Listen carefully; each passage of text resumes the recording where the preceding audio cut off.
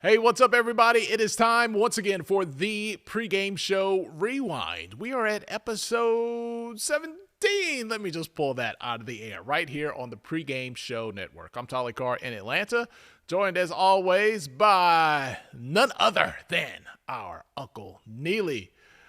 Oh, Uncle Neely. Uncle Neely. I was on the treadmill. I don't know how many emotions I had over that 4 miles. Luckily, I did not fall off because there was screaming. There was a lot going on, as I'm sure in many homes and in many of those seats yesterday in Boulder. We're going to get to everything that happened during the week. We're going to take you behind the scenes. But as always, we'd like to get your reaction from the sidelines. Neely, I felt good till that last 2 minutes. You know, I'm reminded of the words of a prominent DJ in our time, Tolly, Senior Love Daddy from Do the Right Thing. When he said, I saw it, but I didn't believe it. What I saw, I didn't believe. You know, field goal as the clock expired, and that was the only time that Arizona had a lead in the game was when the clock expired. That's why I felt so good the entire time. I was like, it's not pretty. There's some things out there I don't like, but I think this is the week. And almost doesn't count. It doesn't, man. But it just really falls back to what Coach Prime has been saying about this program, about this team, about this level of talent that's assembled in year one, is that we still have not learned how to finish games and thereby have not learned how to win. You know, you look at the now 6 losses. One of those losses just totally stands out. Oregon, nothing you could have done there. Could have had 4 Travis Hunters and 6 Shadur Sanders. You were losing that game. But the now other 5 losses, you were either in the game with a chance to win or even had the lead in the game. We came into this season, Tolly, and I just swore up and down that this was a program that would get 6 wins and thereby a bowl game. And we're sitting at 4.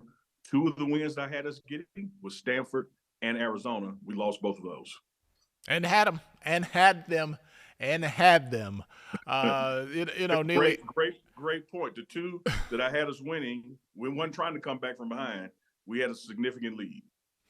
I have shifted my focus. I still hope that a bowl game is in the future for Deion Sanders and his crew. But I am looking more at, all right, what is missing? What do I see that I like that next season with some more pieces that this will be a dominant team?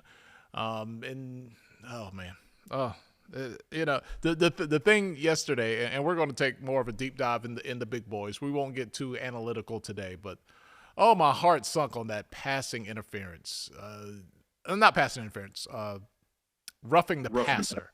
The very first one. It was a 3rd down. It looks like you're going to hold them to a field goal.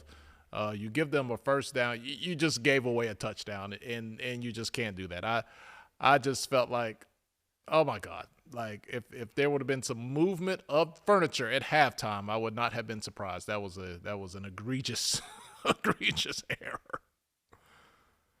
Well, you know, it was really just the opposite. As you know, I interviewed Coach Prime walking off the field for halftime, and I teed it up for him.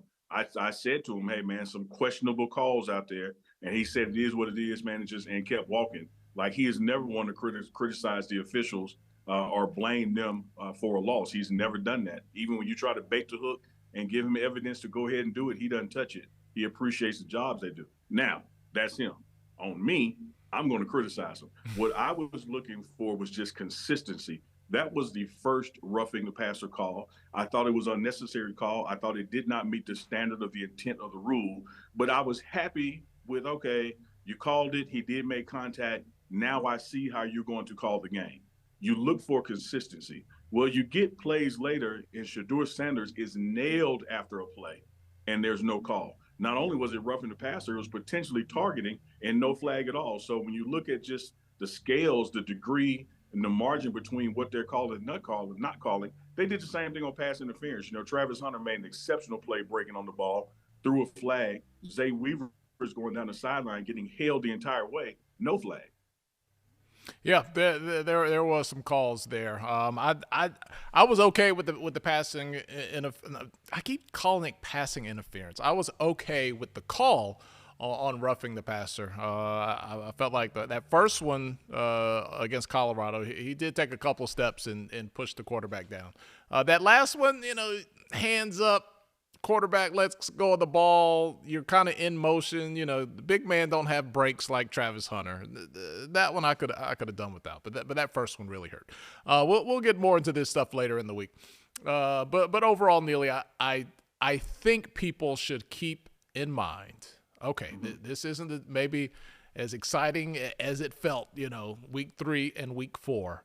But Neely, this team is so much better than anything it has put on the field in the last few seasons. And you can see it's a decision, a player. There are just a few things needed for this to be a really, really good team record-wise. Yeah, record-wise. Now, Coach Prime will tell you that he's 8 to 10 players away from having a contender for the playoffs, a national championship. I will tell you that we're 1 or 2 players away from being 8-1 this season.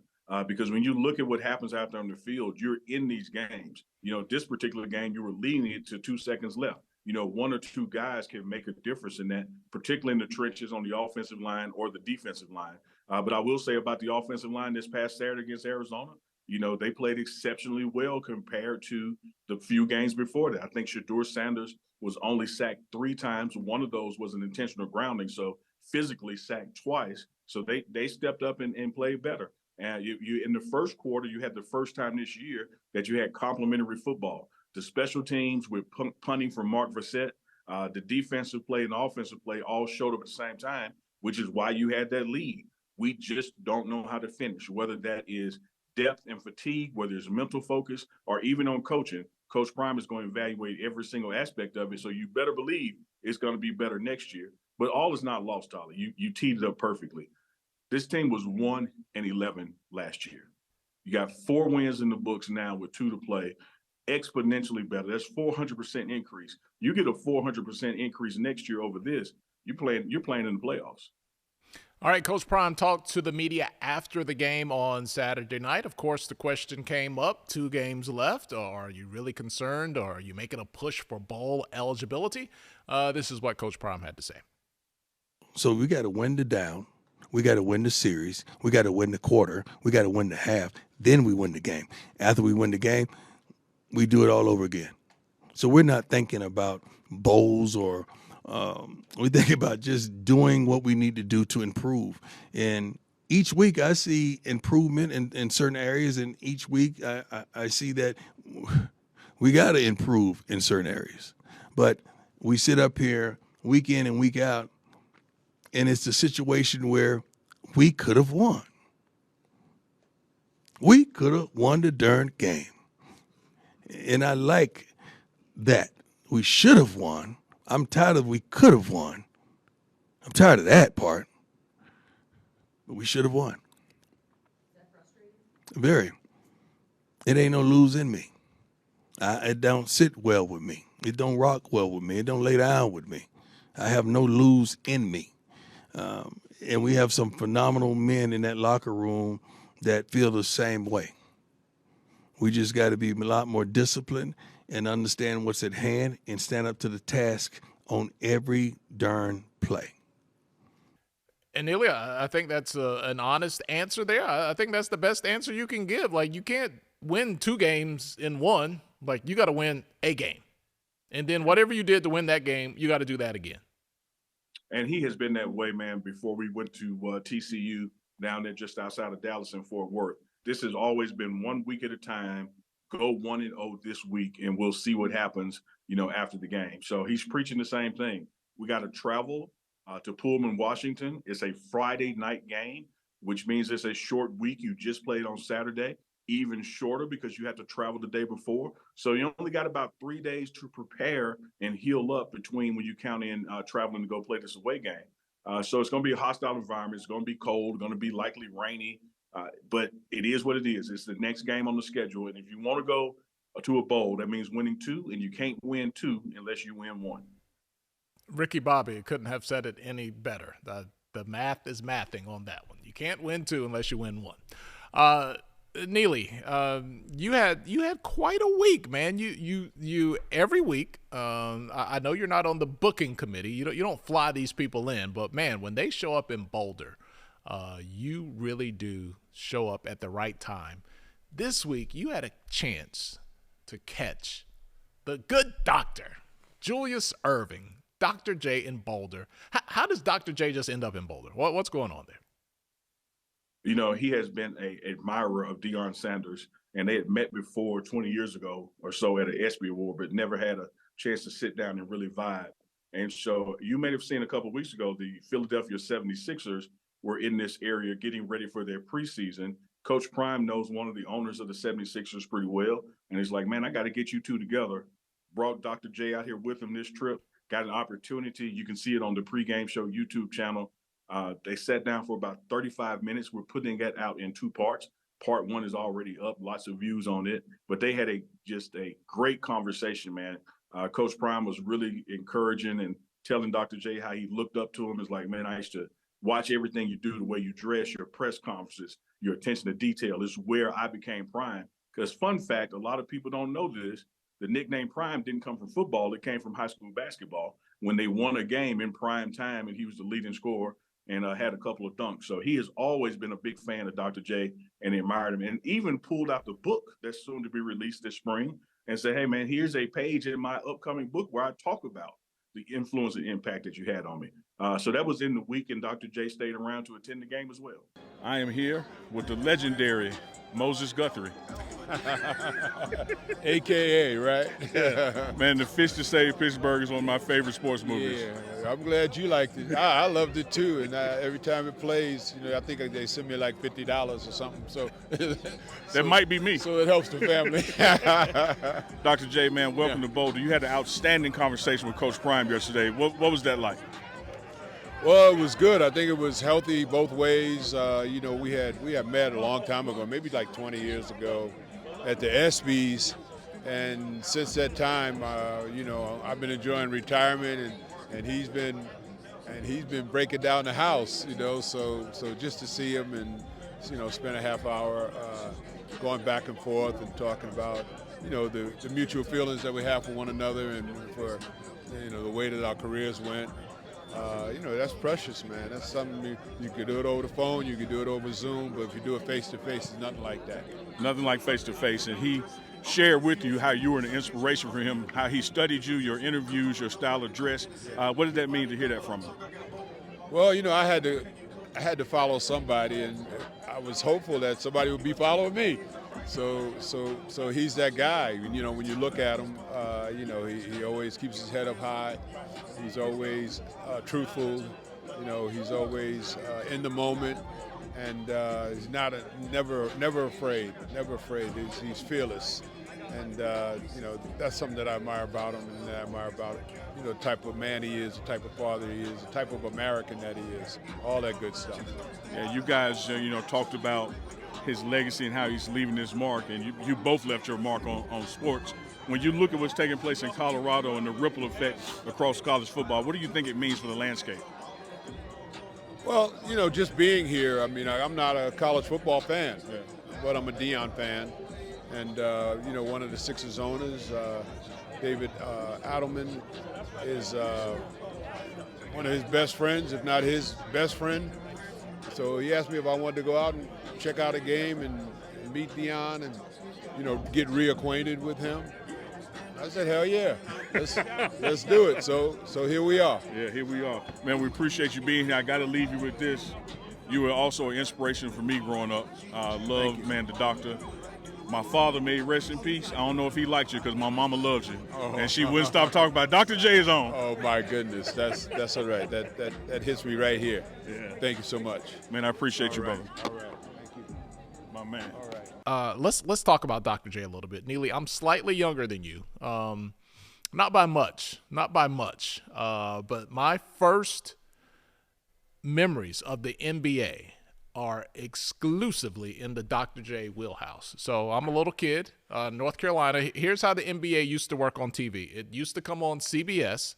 Wherever you were, you got that area's game. So in North Carolina, We saw East Coast games. We didn't see West Coast games until it was time for And the you playoffs. got the Bullets. Man, we didn't ever see the Bullets. Look, every Sunday, right after church, you come home, you get with your cousins and your uncles. It was either the Celtics, the 76ers, or the Bucks. I swear to God, every Sunday. It was one of those three teams in North Carolina. A permanent pass for the cookout goes to Hall & Oates, because the soundtrack of the NBA when I was a kid was whatever Hall & Oates was playing. One-on-One was, of course, the kind of theme music for all the commercials, but it was just like Hall & Oates and the NBA was a marriage. So I've always loved Hall & Oates. And, back then, Neely, you could watch the NBA. This is right before, Jordan really hit the scene. And all my cousins and uncles who are now like 60 years old now, as soon as that 1 o'clock game was over, go to the park, play on you hoop it at the playground and chain net. Okay. If you didn't grow up playing with a chain net, don't talk to me about basketball. And you could, to a certain degree, emulate the things that you saw during the NBA. And Dr. J was just that one guy that, man, again, before Jordan, man, he was a different bird, man. Like, you could just see the athleticism. And I caught the back end. Like, I didn't catch the Afro doc. I caught the TWA, teeny weeny Afro doc. And, man, Michael Jordan just makes you forget about a lot of things. But if you're old enough to remember, like, Dr. J has a special place in old people's hearts, for real. Well, I ain't going to claim the old part, but he got a special place in my heart. I go back a ways with him because, like you said, I'm this much older than you, Tommy. Some of the stuff you're describing, I think you might be older than me, but I'm going to let you make it. Dr. J, man, was just phenomenal. Ambassador on and off the court. He was like where the torch got passed from, say, a Bill Russell and a Jim Brown era, to him as being not just a hell of an athlete, but also a community leader and father figure and everything that goes with it. Here's what I said to him. I didn't talk to him as Dr. J. The first words out of my mouth were, I'm here with the legend, Moses Guthrie. Because if you're old enough to remember the Fish to Save Pittsburgh, he played a character named Moses Guthrie, who played for the Pittsburgh Pisces.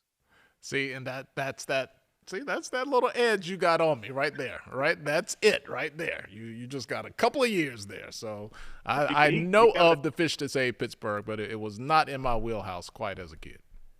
Well, he got a big kick out of that, man. I don't think he has been greeted as Moses Guthrie in quite some time. For sure.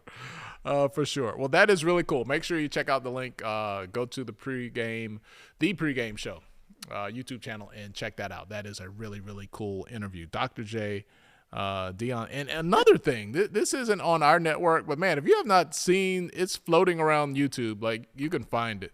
Deion Sanders in that Foot Locker slam dunk contest, that is must see. Like, if you've only seen Coach Prime like in his football prowess, and if you've never seen him on the basketball court, that dunk contest that year, it was him, it was Chris Carter, it was Conley, Michael Conley Sr. Yeah, he did the real free throw line dunk, and there was another guy, but, man, that thing was good. It was. You used to get to see how athletes from other sports could compete in a different sport from theirs. So you didn't have any basketball guys in it. You had football, baseball, track and field guys showing their basketball prowess. And, Prime had the upper hand, man, because he played high school ball, and he did not play college ball. He just told Dr. J, he said, man, I stopped because I knew I wasn't going to get taller. I was going to max out at 6'1", and wasn't no need in playing around. So I just went to focusing fully on football. And what a blessing that was to have a coach to say, hey, man, you need to focus more on this and not that, because you're going to get paid doing this. Yeah. And if we're going to keep it 100, if Coach Prime is 6'1", I'm 6'4", because I'm 6'1". And, and the first time I met Coach Prime, I was like, oh, man, I'm a little bit taller than he is. So it's almost like our age difference, just a little bit.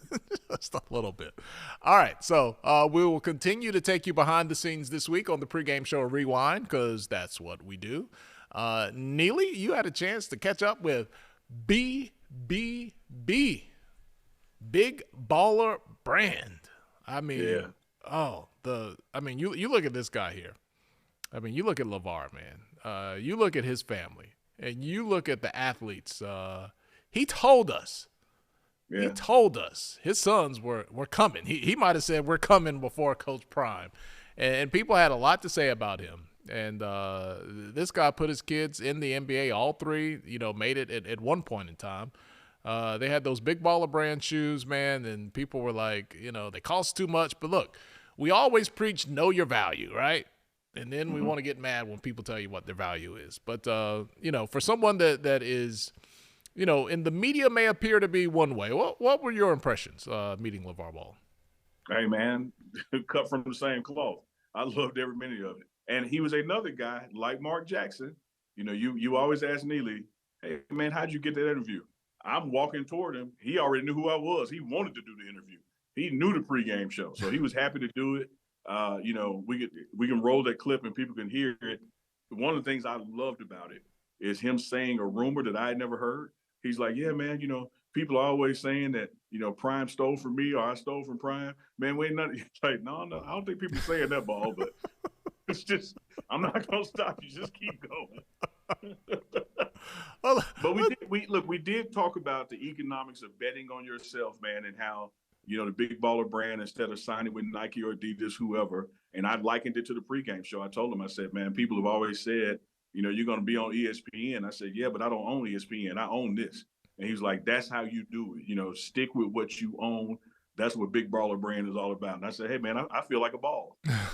All right, let's hear a little bit from Mr. Big Baller Brand himself, Lavar Ball. Man, I feel like a ball. Yes. You know how we got to do this big baller style, baby. It's a beautiful thing. Man, I love the family aspect. Got my kids with me doing this thing. Yes, that's how it goes down, man. Like I said, what about Triple B's? Family is everything. And for you guys to keep this in, look at this right here, man. This is amazing. And like I said, I'm glad I got a chance to come out here and hang with you guys, man. And just the narrative. Folks try to say Deion trying to be like Lavar trying to be like Deion. No. It's just two great black fathers doing the best for their family. Absolutely. Yes. Absolutely. Yeah. It's really that simple. So when you get here and you see this atmosphere, how does it feel to be here and be a part of it? The atmosphere is amazing. And like I said, these youngsters got to understand that Prime brought the eyes here. Now it's up to them to keep the eyes on them. And that's the way he hugged his sons and stuff like that, and these guys play for him, it reminds me of my boys. Because everybody don't think you're going to win, but your boys be like, I'm going to believe we're going to win. And it's the love he give them, man. I just come see it for myself. It's beautiful. One of the things Coach Prime is big on is economic development, making sure we're creating jobs and wealth in our community. Yes. So let's talk about Big Baller Brand, because you went out there first and foremost and established let's have our own. Right. That's the ownership. Like I told him, we do all the running and jumping into stuff, man, and we don't own nothing. That's why I switched that up, said, man, we're going to have the ownership in this, and it's huge. And folks sometimes they try to say, well, I don't know about Big Baller Brand, it ain't that big. Hey, I'm in the race, whether I'm the first in the beginning or the last. A lot of people ain't even in the race. Absolutely, brother. They tell me with my network, the pregame show, oh, man, so long you're going to be on ESPN. I don't want to be on ESPN. I don't own ESPN. I own this. There you go. Ownership. Say what you want, do what you want. My man, Ball. Yes, indeed. Thank y'all, man. Appreciate y'all. All love. All love, man. I love it, Neely. I think, it's not for everybody. Not everybody is willing, ready, or able to go out there and do it on their own. Some people need to be employees and need to have a job. But we need the voices out there. Master P is another one who can give people that encouragement, that push, man, to go out there and instead of working for XYZ company, build the next XYZ company. That's where my headspace has been for a very, very long time. Yeah, absolutely. It's how I met you, in that headspace. But when you look at Master P, who's been here now a couple of times, you look at Lavar Ball and you look at Coach Prime, if they don't have anything in common, they got this in common. Bet on yourself. Because here you have Coach Prime coming out of high school and was drafted by, I think, the Kansas City Royals for baseball and turned it down, to bet on himself and go to college and increase that value. And then at that time, defensive backs were the lowest paid position in the NFL. And he changed that game by betting on himself. Now it's one of the highest paid positions. So it's a lot can be said when you take your talent, know what you're worth, and bet on yourself. And those three people have that in common from different walks of life. Man, think about that. If Coach Prime had just said, I'm just going to play baseball out of high school, like we wouldn't be sitting here, Neely. We wouldn't be talking to each other We right would now. not be. And interestingly enough, in that conversation with Dr. J, Dr. J was saying, my mom was an educator. My dad worked at the sanitation department there in Long Island. He said, man, the household income for the year was probably 13 grand. And, I went off to the Olympic training ground, and those guys were talking about how they were making 50,000 a year. Well, I was going back to college. Mom wanted me to finish college. He said, but after that Olympic run, man, the phone rang, and they said, hey, how'd you like to come play for us? And I said, well, what is it? They said, it's 500,000 a year. He said, I called mama right there and said, I got some news for you. He said, I might finish school, but it won't be this year. No. That is generational. That was generational wealth right there. That was something. Neely, all right, Friday night, man. How you feeling about a Friday night? This will be the second Friday night game of the year, right? It'll be our second Friday night game, with the difference being last time we rolled into a bye week, man. You had time to heal and rest up. This is a very short week. You're shaving off a day from Saturday, but you're also shaving off an additional day for travel. One thing that I can say about this team is the same team that went 3-0 to start the season can just as easily go 2-0 to end it. So all is not lost, all is not over. However, dropping that Stanford game, someone you should have beat, losing this Arizona game when you were up with 2 seconds to play, puts you in a mathematical hole that you have to go 100% to close out the season. And that final game is against a ranked opponent, a higher ranked opponent than you faced, other than when you faced USC. I think USC early in the season was 5 or 8 when we played them. They're not back beyond 25, but Utah is not a slouch. Washington State is not a slouch. So it's going to be a tough matchup these last 2 weeks. Before we go, kudos to the offensive line, because we have been, honest and critical of them. I thought they played an outstanding game on Saturday, so kudos to them for digging down whatever it was that they found, whatever it was that was working. Absolutely, hats off for a great game. And when you see that, Tolly, when you see that they can protect Shadur, what happens is it opens up the design quarterback runs, and you see Shadur's legs. I mean, he has some speed and some strength, and he can run the ball. You just can't put him in that situation when he's already been tackled 17 times, 8 sacks, and, some other knockdowns. Well, they did such a good job protection-wise against Arizona that you were able to get some QB runs in, one of which he scored on. Yeah. So the opportunity and the arrow is pointing up this program. Good friend of mine, RK from DMVR Buffs, he said it best, man. Don't sweat going up the escalator. Like, it's rising. You ain't gotta grunt. You ain't gotta do nothing. The arrow is pointing up for this team. The recruit class is going to come in through the portal and through high school are going to be game changers, much like Coach Prime was able to do at Jackson State. Record-breaking, historic classes are coming in. The arrow is pointing up. You were 1-11. Now you got 4 wins. Next year, I'm looking for 8+. But we're going to try to get these last 2, because that means bowl eligibility. And I think what's even more important than the bowl eligibility and the bowl game and the swag bag and all that, a lot of people don't talk about it, but it's that extra practice time that you get that otherwise you don't get if your regular season ends without a bowl. Yeah, and all of that is, familiarity. That is, you look at the defense, how it is turned around. Even though you may have had a loss here or there, you can systematically see how much improved this defense is over the early part. And that's because they're now grasping the system. And anything, as we discussed on the big boys, anything that you do fast, you have to know how to do it. And because they're comfortable and they know what they're doing, they're performing it faster. Ain't nobody driving fast looking for directions when they lost. You slow down, and that's the same thing in football. So the defense is improving. And hey, I know we're going to do the deeper dive, Tolly, with the big boys with Coach Reed. But look at the difference in week 1, Pat Shurmur calling the plays, and week 2, Pat Shurmur calling the plays. The arrow went up big time. The ball was moving down the field methodically, 31 points scored. You were scratching your head last week saying, hey, how did we switch coordinators to only get 6 points when now you got 31 a week later? So the trend is pointing up. Absolutely. And if it was that easy, everybody would be doing it. Everybody would be switching coordinators and just saying, oh, yeah, let's just score 50 points this week. Let's make a change. So these things do. If there's nothing else, Tolly, maybe you and I can make it to a point where somebody will fire us and pay us $70 million like they're doing Jimbo Fisher. I take that. I take a little firing. I'd do it for $7 million. You wouldn't even have to give me 70. Just give me 7. I'd be good. Look, Neely, I could buy a new sweatshirt. How about this? I have on a vintage HBCU game day sweatshirt. It is so vintage. Some of the orange is peeling off. But I wear this, and I wear this with pride because, of course, I love to promote my brand on your platform here.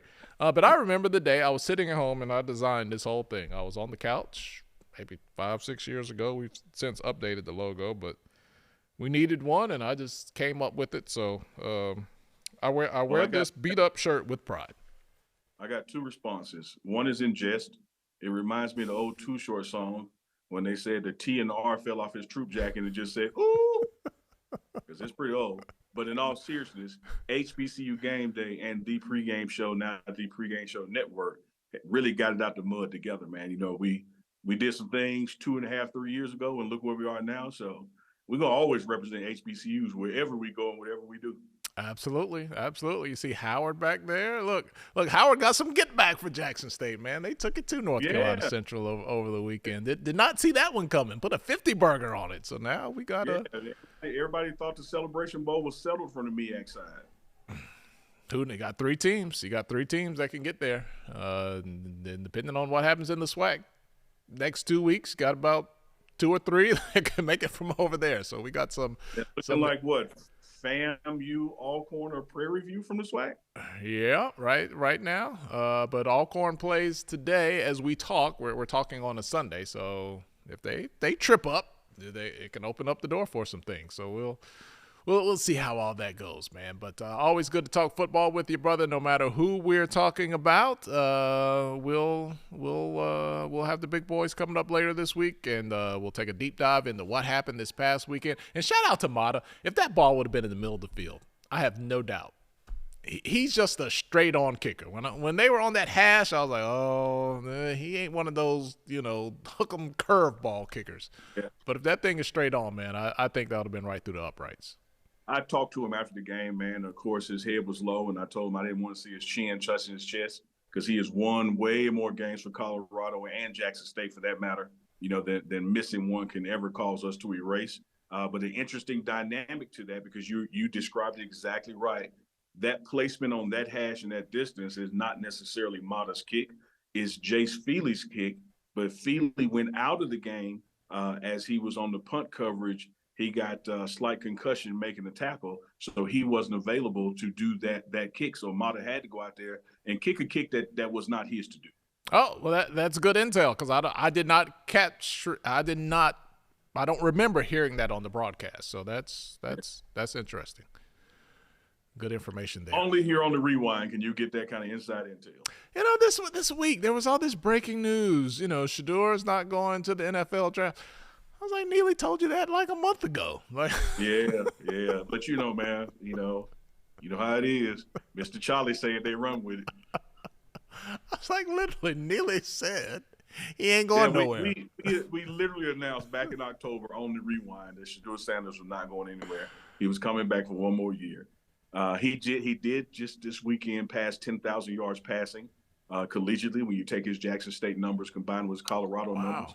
He is about 100 yards away with 2 games left from being the single season all-time in yardage for Colorado. So phenomenal career in college, totally justified in going to the NFL, quote unquote, early. But he is going to come back for one more year of college ball. I think I have seen all 10,000 of those yards, Neil. I don't think I have missed a Shadur Sanders college football game. I'm going to push back other than the one you fell asleep on because we had that 8:30 p.m. kickoff. Yeah. And you couldn't make it because we went double overtime. My body was there. 10,000 yards of his 10,000 yards passing, you probably missed 65 of them because you went to sleep. That is true. My body was there. My brain had checked out. But I saw the start of each game. I will say that much. All right, Neely. Appreciate you, brother. As always, this is the Pregame Show Rewind on the Pregame Show Network. Stay tuned for the big boys. We're talking football all week long here on the Pregame Show Network. For Uncle Neely, I'm Tolly Carr in Atlanta. We'll see you guys next time.